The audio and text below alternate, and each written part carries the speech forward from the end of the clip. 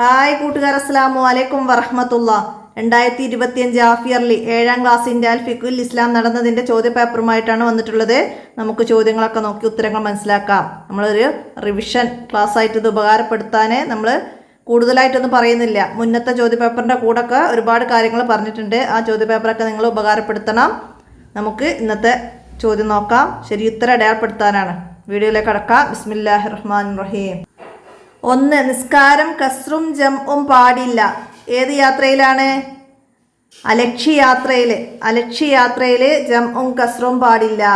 അലക്ഷ്യമായ യാത്രയാണ്, നമുക്കത് ടിക്ക് ചെയ്യാം. അടുത്തതാ മുബ്തദിയൈന് തുടർന്ന് നിസ്കരിക്കൽ. മുബ്തദിയനെ തുടർന്ന് നിസ്കരിക്കുന്നതിൻ്റെ വിധി എന്താ? കറാഹത്താണ്. മുബ്തദിയനെ തുടർന്ന് നിസ്കരിക്കൽ കറാഹത്താണ്.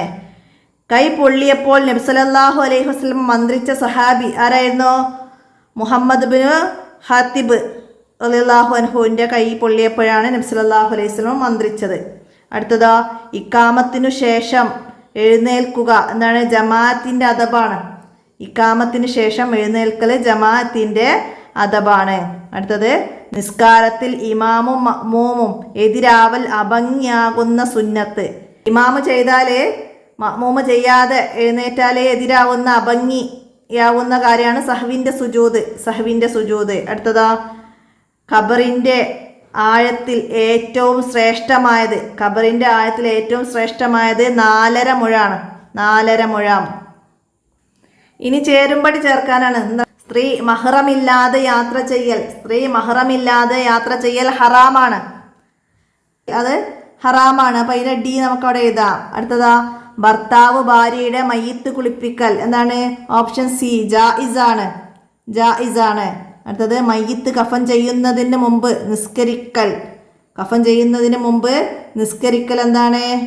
കറാഹത്താണ്. അപ്പം അതിൻ്റെ ഈ നമുക്കവിടെ എഴുതി കൊടുക്കാം. അടുത്തതാ ജുമുഅയിൽ ഇമാമ് ജമാഅത്തിനെ കരുതൽ വാജിബാണ്. അപ്പം അതിൻ്റെ എഴുതാം. മയ്യിത്ത് നിസ്കാരം മസ്ജിദിൽ വെച്ചാവൽ എന്താണ്? സുന്നത്താണ്. അപ്പം അതിൻ്റെ ബി നൽകാം. അപ്പം ഇതുപോലെ നമുക്ക് പാഠഭാഗത്തിൽ വന്ന മറ്റു കാര്യങ്ങളൊക്കെ വരാം, മനസ്സിലാക്കണം കേട്ടോ. ഇനി വിട്ട ഭാഗം പൂരിപ്പിക്കാൻ എന്താണ്? മയ്യിത്തിനെ സമീപം യാസീനും ഡേഷും ഓതണം. അപ്പോൾ അവിടെ സൂറത്ത് യാസീനും സൂറത്തുർ റഅദും ഓതണം എന്ന് നമുക്കവിടെ എഴുതി കൊടുക്കാം. അടുത്തതോ അള്ളാഹു അജ്റക ഡാഷ് വഫറ ലിമയ്യതിക. എന്താണ്? വഅഹ്സൻ അസാക വഫറ ലിമയ്യതിക. അള്ളാഹു അജ്റക വഅഹ്സൻ അസാക വഫറ ലിമയ്യതിക. തഅസിയത്തിൻ്റെ സമയത്ത് പറയേണ്ടത് അല്ലേ, നമ്മൾ പഠിച്ചിട്ടുണ്ട്. അപ്പോൾ അത് പഠിക്കണം കേട്ടോ. ഇനി അല്ലാഹുമ്മ അഹീനി മാ കാനത്തൽ ഹയാത്തു ഹൈറൻ ലി. എന്താണ്? വതവഫനി ഇദാ കാനത്തിൽ വഫാത്തു ഹൈറൻ ലി. ഒരു രോഗിയുടെ അടുത്തൊക്കെ പോയാൽ നമ്മൾ ദുആ ചെയ്യേണ്ടത് അല്ലേ. അടുത്തത് നിസ്കാരത്തിൽ തക്ബീറത്തുൽ ഇഹ്റാം ചൊല്ലിയ ഉടനെ മസ്ബൂക്ക് ഡേഷ് ഓതുകയാണ് വേണ്ടത്. എന്താണ്? ഫാത്തിഹ ഓതുകയാണ് വേണ്ടത്. അടുത്തതാ മറമാടുന്ന സമയം മയ്യിത്തിൻ്റെ ഡേഷ് ഖബറിൻ്റെ കാൽഭാഗത്ത് വെക്കൽ സുന്നത്താണ്. എന്താണ്? തലഭാഗം ഖബറിൻ്റെ കാൽഭാഗത്ത് വെക്കൽ സുന്നത്താണ്. അടുത്തത് മയ്യിത്തിൻ്റെ ശരീരത്തിലെ നഖം, മുടി തുടങ്ങിയവ നീക്കൽ. എന്താണ്? കറാഹത്താണ്. മയ്യിത്തിൻ്റെ ശരീരത്തിലെ നഖം, മുടി തുടങ്ങിയവയൊക്കെ നീക്കൽ കറാഹത്താണ്. അടുത്ത ഇനി ഒറ്റവാക്കിൽ ഉത്തരം എഴുതാനാണ്. എന്താണ്? സ്ത്രീകൾക്ക് നിസ്കാരത്തിന് ഏറ്റവും ഉത്തമമായ സ്ഥലം ഏതാണ്? വീട്. ജുമുഅ സാധുവാകാൻ വേണ്ട ആളുകൾ എത്ര? 40 ആളുകളാണ് ജുമുഅ സാധുവാകാൻ വേണ്ടത്.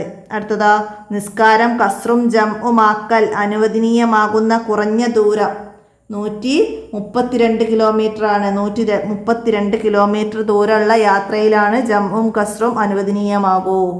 അടുത്തത് മരണപ്പെട്ടത് മുതൽ 7 നാളുകളിൽ ഭക്ഷണം നൽകൽ സ്വഹാബികൾ ഇഷ്ടപ്പെട്ടിരുന്നു. ഇത് പറഞ്ഞതാര്? ഇതാരാ പറഞ്ഞത്? തൗസ് റളിയല്ലാഹു അൻഹു ആണ് ഇത് പറഞ്ഞത്. അടുത്തതോ മയ്യിത്ത് കരിഞ്ഞതുകൊണ്ടോ മറ്റോ കുളിപ്പിക്കാൻ പ്രയാസമായാൽ എന്തു ചെയ്യണം? തയമ്മും ചെയ്യണം. 5 വക്ത് നിസ്കാരം പുരുഷന്മാർ ജമാഅത്തായി നിർവഹിക്കുന്നതിൻ്റെ വിധി ഫർള് കിഫായയാണ്. ഫർള് കിഫായയാണ്. ഒറ്റവാചകത്തിൽ ഉത്തരം എഴുതാനാണ്. രോഗിയുടെ അടുത്ത് വെച്ച് 7 തവണ ചൊല്ലൽ സുന്നത്തുള്ള ദുആ ഏതാണ്? അസ്സലല്ലാഹുൽ അലീം റബ്ബിൽ അർശിൽ അലീം അൻ യശ്ഫിയക. ഇതാണ് രോഗിയുടെ അടുത്ത് വെച്ച് 7 തവണ ചൊല്ലൽ സുന്നത്തുള്ള ദുആ. അടുത്തതാ, ഭൂമിയെ അല്ലാഹു തആല വിലക്കിയിട്ടുണ്ട്. എന്തിൽ നിന്നാണ്? അമ്പിയാക്കളുടെ ശരീരത്തെ തൊട്ട് ഭൂമിയെ അല്ലാഹു തആല വിലക്കിയിട്ടുണ്ട്. ജുമുഅയിൽ 2-ാം റക്അത്തിലെ റുകൂഇന് ശേഷം ഇമാമിനെ തുടർന്നവൻ എന്തു ചെയ്യണം? എന്താണ്? ജുമുഅയുടെ നിയ്യത്ത് ചെയ്ത് തുടരുകയും ഇമാമിൻ്റെ സലാമിനു ശേഷം ളുഹറായി പൂർത്തിയാക്കുകയും വേണം. ജുമുഅയുടെ നിയ്യത്ത് ചെയ്ത് തുടരുകയും ഇമാമിൻ്റെ സലാമിനു ശേഷം ളുഹറായി പൂർത്തിയാക്കുകയും വേണം. ഇതാണ് ജുമുഅയിൽ 2-ാം റക്അത്തിലെ റുകൂഇന് ശേഷം ഇമാമിനെ തുടർന്നവന് ചെയ്യേണ്ടത്. അടുത്തതാ, മയ്യിത്ത് മറമാടി കഴിഞ്ഞ ശേഷം വന്നവർ എങ്ങനെ മയ്യിത്ത് നിസ്കരിക്കണം? എങ്ങനെയാണ്? ഖബറിൻ്റെ അടുത്ത് വെച്ച് നിസ്കരിക്കണം. മയ്യിത്ത് മറമാടിയ ശേഷം വന്നവർ ഖബറിൻ്റെ അടുത്ത് വെച്ചാണ് മയ്യിത്ത് നിസ്കരിക്കേണ്ടത്. പിന്തിച്ച് ജമാക്കുന്നതിൻ്റെ 2 ഷർത്തുകളുണ്ട്. അവ ഏതൊക്കെയാണ്? ഒന്നാമത്തെ നിസ്കാരത്തിൻ്റെ സമയത്ത് ജംഇൻ്റെ നിയ്യത്ത് ചെയ്യൽ. രണ്ടാമത്തെ നിസ്കാരം അവസാനിക്കുന്നത് വരെ യാത്രയിലാവുക. ഇത് രണ്ടാണ് പിന്തിച്ച് ജമാക്കുന്നതിൻ്റെ 2 ഷർത്തുകൾ. ഒന്നാമത്തെ നിസ്കാരത്തിൻ്റെ സമയത്ത് ജംഇൻ്റെ നിയ്യത്ത് ചെയ്യണം. രണ്ടാമത്തെ നിസ്കാരം അവസാനിക്കുന്നത് വരെ യാത്രയിലാവണം. അടുത്തതോ, വെള്ളിയാഴ്ചയിലെ പ്രധാന സുന്നത്തുകളിൽ നിന്ന് 2 എഴുതുക. എന്താണ്?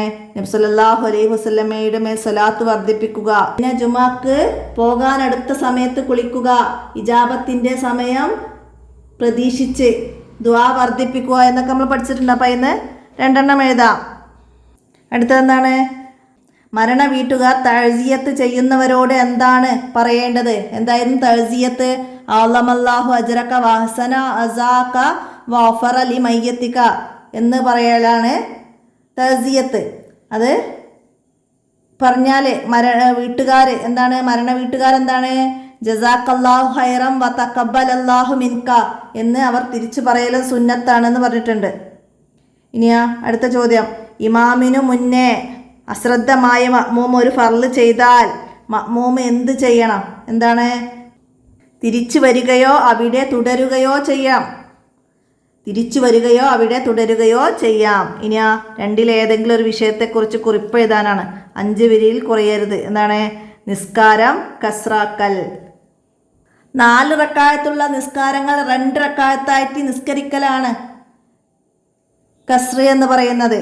132 കിലോമീറ്റർ അല്ലെങ്കിൽ അതിൽ കൂടുതലോ ദൂരമുള്ള ശരിയായ ലക്ഷ്യമുള്ള ഹലാല യാത്രയിൽ നിസ്കാരത്തെ കസ്റാക്കൽ അനുവദനീയമാണ്. 4 റക്അത്തുള്ള നിസ്കാരത്തെ 2 റക്അത്തായി നിസ്കരിക്കുന്നതിനാണ് കസ്റ് എന്ന് പറയുന്നത്. കസ്റാക്കുന്നതിന് 4 ഷർത്തുകളുണ്ട്. കസ്റാക്കുന്നു എന്ന് നിയ്യത്ത് ചെയ്യുക, പൂർത്തിയാക്കി നിസ്കരിക്കുന്നവരോടൊപ്പം തുടരാതിരിക്കുക, ഈ നിസ്കാരം പൂർത്തിയാക്കണമെന്ന് ഇടയ്ക്ക് ഉദ്ദേശിക്കുകയോ അങ്ങനെ വേണമോ എന്ന് ശങ്കിക്കുകയോ ചെയ്യാതിരിക്കുക, നിസ്കാരം തീരുന്നത് വരെ യാത്ര മുറിയാതിരിക്കുക, ഒരു സ്ഥലത്ത് 4 ദിവസമോ അതിൽ കൂടുതലോ താമസിക്കണമെന്ന് ഉദ്ദേശിക്കുകയോ ചെയ്താൽ അവിടെ എത്തുന്നത് വരെ യാത്ര അവസാനിക്കും. അങ്ങനെ നമുക്ക് കസ്റിൻ്റെ ജംഇൻ്റെ ആ ഭാഗത്ത് നമ്മൾ പഠിച്ചത് എഴുതാം. ഇനി ആ ജമാഅത്ത് സ്വഹീഹാവാനുള്ള ഷർത്തുകൾ നമ്മൾ 1-ാമത്തെ പാഠത്തിൽ കുറേ പോയിന്റുകൾ പഠിക്കുന്നുണ്ട്. അതിന്ന് ഇവിടെ 5 വരി കുറയാതെ എഴുതാൻ മനസ്സിലാക്കിയാൽ മതി. എന്തൊക്കെയാണ്? ഇമാമിനെ തുടർന്ന് നിസ്കരിക്കുന്നു എന്നോ ജമാഅത്തായിട്ട് നിസ്കരിക്കുന്നു എന്നോ മഅ്മൂം നിയ്യത്ത് ചെയ്യണം. പിന്നെ ഇമാമിൻ്റെ ചലനങ്ങൾ മഅ്മൂം അറിയണം. മഅ്മൂമിൻ്റെ മടമ്പ് ഇമാമിൻ്റെ മടമ്പിനേക്കാൾ മുന്താതിരിക്കുക. എതിരാകൾ അഭംഗിയാകുന്ന സുന്നത്തുകൾ യോജിക്കുക. 2 പേരുടെയും നിസ്കാരത്തിൻ്റെ ഘടന ഒരേപോലെയാവുക. അങ്ങനെ കുറേ പോയിന്റുകൾ നമ്മൾ പഠിച്ചിട്ടുണ്ട്. അപ്പോൾ അത് വിശദീകരണത്തോടു കൂടി അവിടെ എഴുതാവുന്നതാണ്. 1-ാമത്തെ പാഠം നന്നായിട്ട് മനസ്സിലാക്കി പഠിക്കുക. ഇനെന്താണ്? രോഗ സന്ദർശനത്തിൻ്റെ മഹത്വം. നമ്മൾ 5-ാമത്തെ പാഠഭാഗം പേജ് നമ്പർ 24 ഭാഗത്ത് പറയുന്നുണ്ട്. രോഗിയെ സന്ദർശിക്കൽ സാമൂഹ്യ ഉത്തരവാദിത്വമാണ്. അത് പരലോകത്തെ ഓർമ്മിപ്പിക്കും, സ്നേഹബന്ധം ഊഷ്മളമാക്കും, ഹൃദയത്തെ ലോലമാക്കും. ഒരു മുസ്ലിം മറ്റൊരു മുസ്ലിമുമായുള്ള 6 കടമകളിൽ നബി സല്ലല്ലാഹു അലൈഹി വസല്ലമ രോഗസന്ദർശനത്തെ എണ്ണിയിട്ടുണ്ട്. നബി സല്ലല്ലാഹു അലൈഹി വസല്ലമ പറഞ്ഞു, രോഗിയെ സന്ദർശിക്കുന്നവർ അവിടെ നിന്ന് മടങ്ങുന്നത് വരെ സ്വർഗത്തോപ്പിലാണ്. അത് രാവിലെയാണെങ്കിൽ വൈകുന്നേരം വരെയും വൈകുന്നേരമാണെങ്കിൽ രാവിലെ വരെയും 70,000 മലക്കുകൾ അവന് പാപമോചനം തേടും. അത്രയും നമുക്കവിടെ രോഗി സന്ദർശനത്തെ കുറിച്ച് എഴുതാം. ഇനി മയ്യിത്ത് നിസ്കാരം. മയ്യിത്ത് നിസ്കാരം വളരെ പ്രതിഫലാർഹമായ കാര്യമാണ്. അത് ഫർള് കിഫായയാണ്. മയ്യിത്തിനെ കുളിപ്പിച്ച ശേഷം ജനാസ നിസ്കാരം സ്വഹീഹാവുകയുള്ളൂ. മയ്യിത്തിനെ കുളിപ്പിച്ച ശേഷമേ ജനാസ നിസ്കാരം സ്വഹീഹാവുകയുള്ളൂ. കഫൻ ചെയ്യുന്നതിന് മുമ്പ് നിസ്കരിക്കൽ കറാഹത്താണ്. മയ്യിത്ത് നിസ്കാരത്തിന്റെ ഫർളുകൾ 7 എണ്ണമാണ്.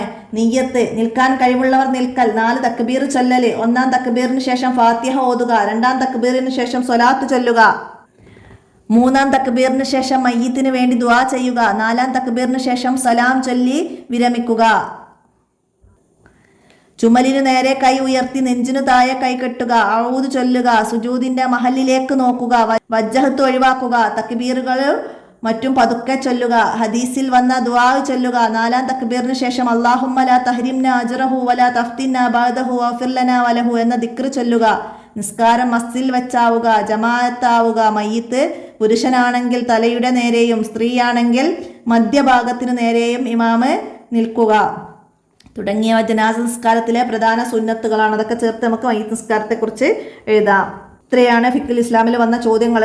അപ്പോൾ മുന്നത്തെ ചോദ്യപേപ്പറിൽ നന്നായിട്ട് റിവിഷനായിട്ട് പാഠത്തിലെ ഓരോ പോയിന്റുകളും നമ്മൾ പറയുന്നുണ്ട്.